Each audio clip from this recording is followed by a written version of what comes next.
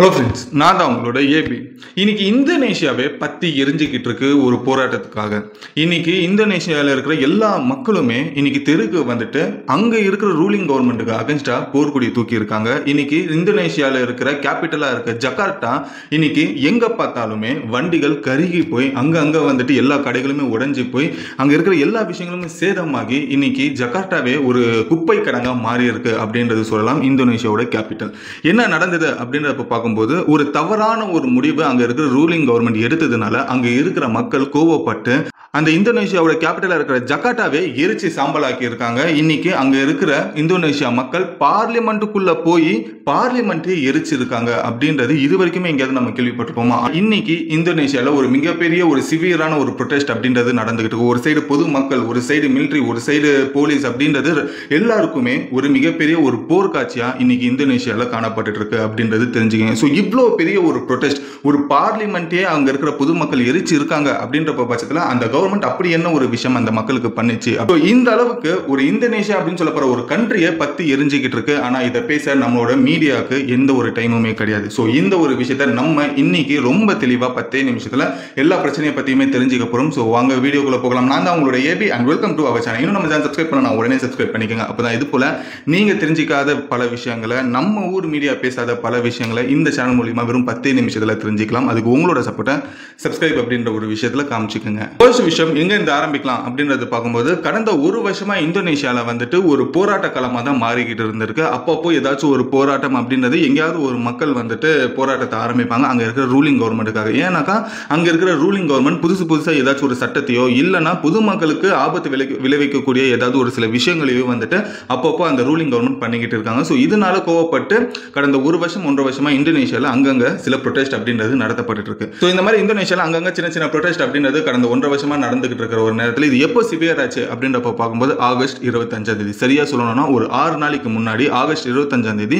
இந்தோனேஷியால இருக்கிற ruling government வந்துட்டு ஒரு புது சட்டத்தை ஒன்று அப்ளை பண்றாங்க. என்ன அப்படின்றப்போ அந்த கவர்மெண்ட்ல இருக்கிற எம்பிஸ்க்கு வந்துட்டு ஒரு சேலரி ஹைக் அப்படின்றது போடப்பட்டிருக்கு. அதாவது எவ்வளோ அப்படின்றது பார்க்கும்போது 50 மில்லியன் இந்தோனேஷியன் ருபியா அப்படின்றது ஒரு இன்க்ரிமெண்ட் கொடுத்துருக்காங்க அங்க இருக்கிற பிரசிடென்ட். ஸோ இதை வந்துட்டு அங்க இருக்கிற மக்களுக்கு இன்னும் கோபத்தை வர வச்சது. ஏன் அப்படின்றது பார்க்கும்போது ஆல்ரெடி அங்க இருக்கிற எம்பிஸ்க்கு 50 மில்லியன் இந்தோனேஷியன் ருபீஸ் சேலரிஸ் கொடுக்கப்பட்டு இருக்கு. இதை தாண்டி இப்போ ஆகஸ்ட் 25 அது டபுள் ஆகி கிட்டத்தட்ட 100 மில்லியன் இந்தோனேஷியன் ருபே அப்படின்றது ஒரு எம்பிக்கு சேலரியா கொடுக்கப்பட்டிருக்கு. ஸோ இந்த ஒரு முடிவு சடனா அந்த நாட்டு பிரசிடென்ட் அங்க இருக்கிற எல்லா எம்பிஸுக்குமே இந்த ஒரு சேலரி ஹைக் பண்ணதுனால இது ஹவுஸ் அலவன்ஸ்னு சொல்லுவாங்க. இந்த ஒரு விஷயம் அப்ளை பண்ணதுனால அங்க இருக்கிற மக்கள் கோவப்பட்டிருக்காங்க. 100 மில்லியன் இந்தோனேஷியன் ருபியா அப்படின்றது இதை கன்வெர்ட் பண்ணா நம்மளும் ஊர் காசுக்கு படி வந்துட்டு ஒரு ரூபாய்க்கு வந்துட்டு 186 ரூபாய் இந்தோனேஷியன் ருபியா அதோட வேல்யூ இருக்கு. ஸோ அப்படி பார்க்கும்போது இது வரைக்குமே அந்த மினிஸ்டர்ஸ் ஆல்ரெடியே வாங்கிட்டு இருக்கிற சம்பளம் ஒரு 50 மில்லியன் இந்தோனேஷியன் ருபியா அப்படின்றது கணக்கு எடுக்கும்போது ஸோ கிட்டத்தட்ட 2,67,000 ரூபாய் அவங்களோட சம்பளமா இருக்கு. ஸோ இப்போ ஆகஸ்ட் 25 இந்த ஹவுஸ் அலவன்ஸ் அப்படின்ற ஒரு பேர்ல இன்னும் டபுள் மடங்கா அந்த சேலரி அப்படின்றது அங்க இருக்கிற எம்பிஸ்க்கு இன்க்ரீஸ் ஆகும்போது அது 100 மில்லியன் இந்தோனேஷியன் ருபியா ஆகும்போது எவ்வளோனா கிட்டத்தட்ட 5,34,000 ரூபாய் அவங்களோட ஒரு மாசம் சம்பளம் அப்படின்றது இருக்கு அங்க இருக்கிற ஒவ்வொரு எம்பிக்குமே. சரி, இந்தோனேஷியால இருக்கிற கவர்மெண்ட்ல எத்தனை எம்பிகள் இருக்காங்க அப்படின்றது பார்க்கும்போது கிட்டத்தட்ட 582 எம்பிஸ் இருக்காங்க அந்த ஒரு சின்ன கண்ட்ரில. ஸோ 582 எம்பிஸ்களுக்குமே ஒரு எம்பிக்குமே ஒரு மாசத்துக்கு 5,34,000 அப்படின்ற ஒரு விஷயம் கொடுக்குறாங்க சம்பளம் அப்படின்றப்போ அது எத்தனை கோடிகளுக்கு போகும் அப்படின்றது பாருங்க. ஒவ்வொரு மாசமும் அங்க இருக்கிற இந்தோனேஷியா கவர்மெண்ட் வந்துட்டு எத்தனை கோடிகளுக்கு வந்து சம்பளம் அப்படின்றது அங்க இருக்கிற எம்பிஸ்களுக்கு கொடுக்க வேண்டிய ஒரு சூழ்நிலை ஏற்படும் அப்படின்றது பாருங்க. சோ இந்த ஒரு சூழ்நிலை ஏற்பட்டுச்சு அப்படின்றப்போ அந்த இந்தோனேஷியன் கவர்மெண்ட் யார் தலைமையில தெரியுமா கை வைப்பாங்க? அங்க வாழ்ற குடிமக்கள் மேல. சோ அங்க வாழ்ற மக்களோட டாக்ஸ் மேல கை வைப்பாங்க. அங்க வாழ்ற மக்களோட எல்லா விலைவாசிகள் மேலேயுமே கை வைக்கிறதுக்கான வாய்ப்புகள் இருக்கு. ஆப்வியஸ்லி அப்படி பண்ணாதான் மாசம் இவ்வளவு கோடிகள் அவங்களால புரட்டி அங்க இருக்கிற எம்பிகளுக்கு சம்பளமா கொடுக்க வேண்டிய ஒரு சூழ்நிலை அமையும். சோ இந்த ஒரு விஷயத்துக்கு தான் அங்க இருக்கிற மக்கள் கோவப்பட்டிருக்காங்க. ஆல்ரெடி அங்க இருக்கிற மக்கள் 2 விஷயத்தை பத்தி பேசிக்கிட்டு இருக்காங்க. என்ன அப்படின்றப்போ இந்த 100 மில்லியன் இந்தோனேஷியன் ருபியா அப்படின்றது நம்ம கம்பேர் பண்ணும்போது அங்க இருக்கிற இந்தோனேஷியன் சிட்டிசனோட ஒரு ஆவரேஜ் சேலரியை கம்பேர் பண்ணும்போது கிட்டத்தட்ட 10 மடங்கு பெரிய சேலரி. அதுவே ஒரு வறுமை கோட்டுக்கு கீழே இருக்கிற ஒரு மனுஷனோட ஒரு மாச சம்பளத்தை இந்த 100 மில்லியன் இந்தோனேஷியன் ருபியாவை கம்பேர் பண்ணும்போது கிட்டத்தட்ட 20 மடங்கு அதிகம். ஸோ இதனால அங்கே இருக்கிற மக்கள் என்ன சொல்றாங்கன்னா, இங்கே இருக்கிற எம்பிஸ்கள் வந்துட்டு என்ன பெருசாக வேலை செய்கிறாங்க, அது கூடவே அவங்களுக்கு ஆல்ரெடியே கொடுக்கப்படுற அந்த 50 மில்லியன் இந்தோனேஷியன் ருப்பியவே அதிகம், அது கூட அவங்க வந்துட்டு கரப்ஷன்ஸ் வேற பண்றாங்க.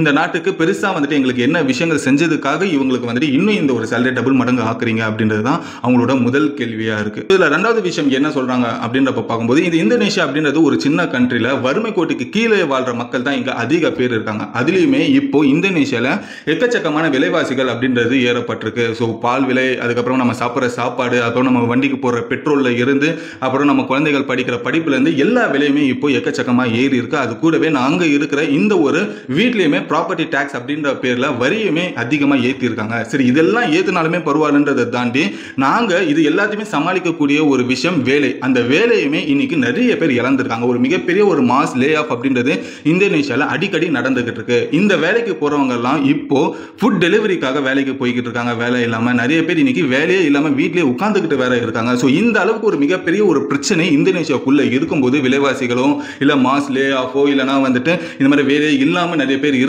இருக்கிற இந்த ஒரு சிச்சுவேஷன்ல இந்த ஒரு ஹைக் இந்த எம்பிஸ்க்கு தேவையா அப்படின்றது தான் இந்த மக்களோட ரெண்டாவது மிகப்பெரிய ஒரு கேள்வியா இருக்கு. ஸோ இந்த ஒரு விஷயத்துக்காக தான் மக்கள் கோவப்பட்டு முதல்ல ஆகஸ்ட் 25ஆம் தேதி அந்த இந்தோனேஷியாவோட பிரசிடென்ட் இந்த ஒரு அறிவிப்பை சொன்னதுமே ஆகஸ்ட் 25ஆம் தேதியே இந்த ப்ரொடெஸ்ட் அப்படின்றது ஒரு சின்ன லெவல்ல ஆரம்பிக்கப்பட்டுச்சு. ஜகார்ட்டா அப்படின்னு சொல்லப்படுற இந்தோனேஷியா கேபிட்டல்ல இந்த ஒரு ப்ரொடெஸ்ட் தான் போக போக இந்த ரூலிங் கவர்மெண்ட்டுக்கு ஒரு மிகப்பெரிய ஒரு தலைவலியாகவுமே மாறிச்சு, ஒரு மிகப்பெரிய ஒரு ஏழ்றையாகவுமே மாறிச்சு. ஸோ என்ன நடந்திருக்கு அப்படின்றப்ப பார்க்கும்போது ஆகஸ்ட் 25 இருந்து ஆகஸ்ட் 28 வரைக்கும் இந்த ஒரு ப்ரொடெஸ்ட் பண்றவங்களோட எண்ணிக்கை கொஞ்சம் கொஞ்சமா அதிகமாக ஆரம்பிச்சாங்க. ஸோ ஒரு கட்டத்துக்கு மேல இந்தோனேஷியாவோட கேபிட்டலா இருக்கிற ஜகார்ட்டால ஏகப்பட்ட மக்கள் குவிய ஆரம்பிச்சாங்க.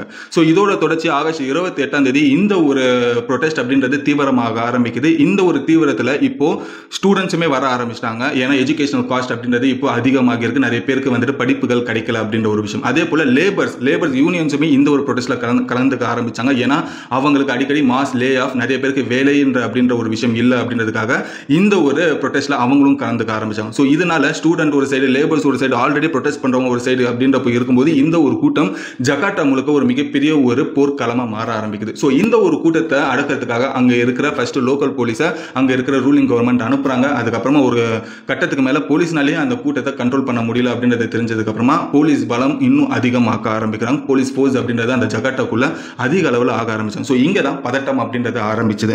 ஸோ ஆகஸ்ட் 29ஆம் தேதி என்ன ஆகுதுன்னா, போலீஸ் ஒரு பக்கம் போலீஸ் ஃபோர்ஸ் அதிகமாக ஆக ஆரம்பிச்சோடனே ப்ரொடெஸ்டோட எண்ணிக்கையுமே அதிகமாக ஆக ஆரம்பிச்சது. ஸோ ஜகார்ட்டா மட்டும் இல்லை, அந்த இந்தோனேஷியா இருக்கிற பல பகுதிகளிலுமே அங்கங்க போர்க்குடிகள் தூக்க ஆரம்பிச்சு மிகப்பெரிய ஒரு கூட்டத்தில் நிறைய இடங்கள்ல இந்த ஒரு போராட்டம் அப்படின்றது நடத்தப்பட்டுச்சு. ஸோ இதனால நிறைய பேர் இப்போ வீதிக்கு வந்து போராட்டம் பண்றதுனால ஆகஸ்ட் 29ஆம் தேதி என்ன நடந்தது அப்படின்றப்போ போலீஸ்கள் அடிக்க ஆரம்பிச்சாங்க பொதுமக்களை. அங்க அடிக்க ஆரம்பிக்கும் போது பொதுமக்கள் என்ன ஆகுனா, பொதுமக்கள் போலீஸை திரும்பியும் கல்லால வந்துட்டு அடிக்க ஆரம்பிச்சாங்க. ஸோ இப்போ போலீஸுக்கும் அங்க இருக்கிற பொதுமக்களுக்கும் ஒருத்தருக்கு ஒருத்தர் சண்டை அப்படின்றது வர ஆரம்பிச்சிச்சு. போலீஸ் போர்சஸ் அளவுக்கு அதிகமாக வந்ததுக்கு அப்புறமா என்ன ஆகுதுன்னா, ஜகார்ட்டால மட்டும் இருந்த அந்த ஒரு போர்க்களம் இன்னும் பல இடங்கள்ல வந்துட்டு விரிவடைய ஆரம்பிச்சது. ஸோ அங்கங்க நிறைய பேர் வீதிக்கு வந்து போர்க்குடியை தூக்க ஆரம்பிச்சாங்க. ஸோ இது எல்லாமே ஆகஸ்ட் 28ஆம் தேதி வரைக்கும் நடந்துகிட்டு இருந்த ஒரு சூழ்நிலை. ஆகஸ்ட் 28ஆம் தேதி நைட்டா இருந்தாலும் சரி, பகலா இருந்தாலும் சரி, அங்க இருக்கிற பொதுமக்கள் இந்த ஒரு ப்ரொடெஸ்ட்ல ஈடுபட்டுக்கிட்டே இருந்திருக்காங்க. ஸோ நைட்டும் பகலுமா அங்க இந்த கைகலப்பு போலீஸுக்குமே பொதுமக்களுக்குமே நடந்துகிட்டே இருந்தது அப்படின்றது தெரிஞ்சுக்கணும். ஒரு கட்டத்துக்கு மேல என்ன ஆகுனா, ஆகஸ்ட் 29ஆம் தேதி அங்க இருக்கிற போலீஸ் வந்துட்டு கிட்டத்தட்ட 600 பேரை வந்துட்டு அரெஸ்ட் பண்றாங்க போலீஸை தாக்குனதுனால. ஸோ இதனால இன்னும் அங்க இருக்கிற பொதுமக்கள் கோவப்பட்டு என்ன பண்ணாங்கன்னா, அந்த ரோடு முழுக்க இருக்கிற போலீஸ் வேனா இருக்கட்டும், போலீஸ் காரா இருக்கட்டும், இல்லைன்னா பொதுமக்கள் பயன்படுத்துற வண்டிகளா இருக்கட்டும், இது எல்லாத்தையுமே பெட்ரோல் வச்சு எரிக்க ஆரம்பிச்சாங்க. ஸோ இங்க இருந்து தான் இந்த ஒரு இந்தோனேஷியா அப்படின்னு சொல்லப்படுற ப்ரொடெஸ்ட் மிகப்பெரிய வீரியமாக ஆரம்பிச்சது. உலக நாடுகள் முழுக்கவே பேச ஆரம்பிச்சாங்க. ஏன்னாக்கா இந்தோனேஷியாவோட கேபிட்டல் ஜகார்ட்டா இப்போ எரிஞ்சுக்கிட்டு இருக்கு ஆகஸ்ட் 29ஆம் தேதியில இருந்து அப்படின்ட்டு. ஸோ எங்க பார்த்தாலுமே வந்துட்டு எல்லா வண்டிகளுமே எரிஞ்சுக்கிட்டு இருக்கு, எல்லா கடைகளுமே அடிச்சு நொறுக்கிட்டு இருக்காங்க. ஸோ இதனால வந்துட்டு அங்க இருக்கிற பொதுமக்கள் ரொம்ப வீரியமா மாற ஆரம்பிச்சிட்டாங்க. ஸோ அங்க இருக்கிற போலீஸ்னால கண்ட்ரோலே இந்த ஒரு சிச்சுவேஷனை ஹேண்டிலே பண்ண முடியல. ஸோ இதனால அங்க இருக்கிற ரூலிங் கவர்மெண்ட்டுமே வந்துட்டு எப்படியாச்சும் அங்க இருக்கிற மக்களை வந்துட்டு அடிச்சு உடைச்சாவது வந்துட்டு வீட்டுக்கு அனுப்பிச்சு விடுங்கன்னு சொல்லி அந்த ஒரு விஷயத்தை வேற சொல்லிவிட்டாங்க. ஸோ இதனால அங்க இருக்கிற போலீஸ் வந்துட்டு லட்டி சார்ஜ் எடுத்து அங்க இருக்கிற எல்லா மக்களுமே அடிச்சு உடைச்சிருக்காங்க. இதனால ஏகப்பட்ட பேர் சிவியரா இன்ஜூர்ட் ஆகி ஹாஸ்பிட்டலில் சேர்க்கப்பட்டாங்க. இதனால போலீஸ் அடிச்சு நிறைய பேர் இறக்க ஆரம்பிச்சாங்க. ஸோ ஆல்ரெடியே அங்க இருக்கிற ஜகார்ட்டா அப்படின்னு சொல்ற கேபிட்டல் வந்துட்டு பத்தி எரிஞ்சுக்கிட்டு இருக்கு. இன்னும் அங்க இருக்கிற பொதுமக்களை போட்டு அடிச்சு அவங்கள வந்துட்டு கையை காலை உடைச்சு ஹாஸ்பிட்டலில் சேர்த்துக்கிட்டு இருக்காங்க. இன்னும் 600 பேருக்கு மேல வந்துட்டு பொதுமக்களை அரெஸ்ட் செய்யப்பட்டிருக்காங்க. ஸோ இதெல்லாம் பார்த்த பொதுமக்கள் என்ன பண்ணாங்கன்னா, இன்னும் மிக பெருசா கோவப்பட்டு என்ன பண்ணாங்கன்னா, ஆகஸ்ட் 30ஆம் தேதி என்ன நடக்குதுன்னா, அவங்க பார்லிமெண்ட்டுக்குள்ள நுழைய ஆரம்பிக்கிறாங்க. கேட் எல்லாம் உடைச்சு பார்லிமெண்ட்டுக்குள்ளேயே போயிருக்காங்க. பார்லிமெண்ட் உள்ள போனதுக்கு அப்புறமா கண்ணில் பட்டது எல்லாத்தையுமே அடிச்சு உடைச்சிருக்காங்க. உடைச்சதுக்கு அப்புறம் ஃபைனலாக பார்லிமெண்ட்டை எரிச்சிருக்காங்க. இந்த ஒரு விஷயத்தை எங்கேயாவது நீங்க கேள்விப்பட்டிருக்கீங்களா? ஒரு நாட்டோட கவர்மெண்டோட பார்லிமெண்ட் அங்கே இருக்கிற பொதுமக்களை எரிச்சிருக்காங்கன்ட்டு. ஸோ இன்னைக்கு ஜகாட்டால அதுதான் நடந்திருக்கு. இன்னைக்கு வேர்ல்டு முழுக்க இருக்கிற எல்லா மீடியாவுமே ஜகாட்டாவை தான் பார்த்துருக்கு. என்னடா அங்கே நடந்துகிட்டு ஒரு பார்லிமெண்ட்டே அங்கே இருக்கிற பொதுமக்கள் கொளுத்திருக்காங்களேன்ட்டு. ஸோ இந்த ஒரு பார்லிமெண்ட் கொளுத்தினதுல ஸோ அங்கே இருக்கிற ஆல்ரெடி இருந்த நிறைய கவர்மெண்ட் அஃபிஷியல்ஸ் வந்துட்டு தீக்காயங்களோட வந்துட்டு கேஷுவலிட்டிஸ் ஆகியிருக்காங்க. நிறைய பேர் ஹாஸ்பிட்டலில் சேர்க்கப்பட்டிருக்காங்க. அதில் ஒரு 3 பேர் எரிஞ்சு சாம்பல் ஆயிட்டாங்க அப்படின்ற ஒரு விஷயம் தெரிஞ்சது. ஸோ இது எல்லாமே ஆகஸ்ட் 30 ஆகஸ்ட் 31 அப்படின்ற ஒரு விஷயம் நடந்தது.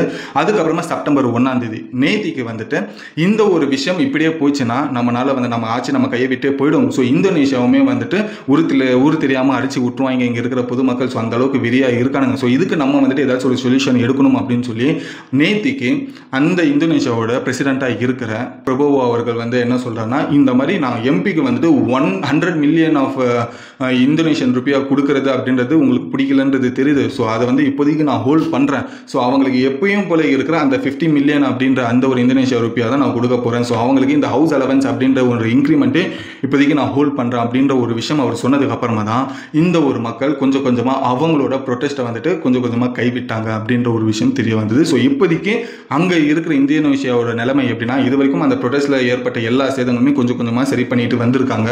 ஸோ இந்த ஒரு ப்ரொட்டஸ்ட்டில் ஏகப்பட்ட திருட்டுகளுமே நடந்திருக்கு. கடைகளை உடைச்சி ஏகப்பட்ட விஷயங்களை அங்கே இருக்க மக்கள் திருடி இருக்காங்க அப்படின்ற ஒரு விஷயமும் தெரிய வந்தது. ஸோ அது கூடவே இப்போ அங்கே இருக்கிற போலீஸ் கொஞ்சம் கொஞ்சமாக அங்கே இருக்கிற பொதுமக்களை கண்ட்ரோலுக்கு எடுத்துக்கிட்டு வந்திருக்காங்க அப்படின்ற ஒரு விஷயம் தெரிய வந்தது. ஸோ இதுதான் இந்தோனேஷியாவே கடந்த ஒரு வாரமாக பத்தி எரிஞ்சுக்கிட்டு இருந்த ஒரு கதை அப்படின்றது தெரிஞ்சுக்கோங்க. பட் பெருசாக நம்ம ஊர் மீடியா யாருமே இதை பற்றி பேசல. ஆனால் நம்ம இந்த ஒரு விஷயத்தை பேசியிருக்கோம். பொதுமக்கள் எடுத்த அந்த ஒரு ஆயுதம், பொதுமக்களோட பவர் என்ன அப்படின்றது அந்த இந்தோனேஷியா வாழ்ற மக்கள் இந்த ஒரு விஷயத்தை ஒரு உதாரணமாக காமிச்சிருக்காங்க அந்த ஒரு கவர்மெண்ட்டுக்கு அப்படின்றது தெரிஞ்சுக்கோங்க. ஸோ இந்த ஒரு இன்ஃபர்மேஷன் உங்களுக்கு யூஸ்ஃபுல்லாக இருந்ததுன்னா லைக் பண்ணிக்கோங்க. இந்தோனேஷியாலுமே என்ன விஷயங்கள் நடக்குது அப்படின்றது உங்கள் ஃப்ரெண்ட்ஸ் அண்ட் ஃபேமிலிஸ் யாராவது தெரிஞ்சுக்கணும், அவங்களுக்குமே இந்த வீடியோவை நீங்கள் ஷேர் பண்ணுங்கள். அவங்களுமே இந்த ஒரு விஷயத்தை நீங்கள் தெரிஞ்சுக்கிட்ட மாதிரியே தெரிஞ்சுக்கிட்டும். இன்னும் நம்ம சேனல் சப்ஸ்கிரைப் பண்ணலாம், உடனே சப்ஸ்கிரைப் பண்ணிக்கோங்க. நீங்கள் என்ன நினைக்கிறீங்க? இந்த இந்தோனேஷியா இப்போ பற்றி எரிஞ்சுக்கிட்டு இருக்கிற இந்த ஒரு சிச்சுவேஷனில் மக்களோட பவர் அப்படின்றது எந்த ஒரு கவர்மெண்ட்டுக்கு முன்னாடியும் பெருசாக நிற்காது அப்படின்றது என்னோட கருத்தாக இந்த ஒரு விஷயத்தில் தெரிஞ்சுது. ஸோ உங்களோட கருத்து என்னன்றதையும் கமெண்ட்டில் சொல்லுங்கள், நானும் படித்து தெரிஞ்சுக்கிறேன். இதோட இந்த வீடியோ முடிச்சுட்டு நாளைக்கு ஒரு சூப்பரான வீடியோவில் உங்களை வந்து நான் பார்க்குறேன். Until then bye bye AV.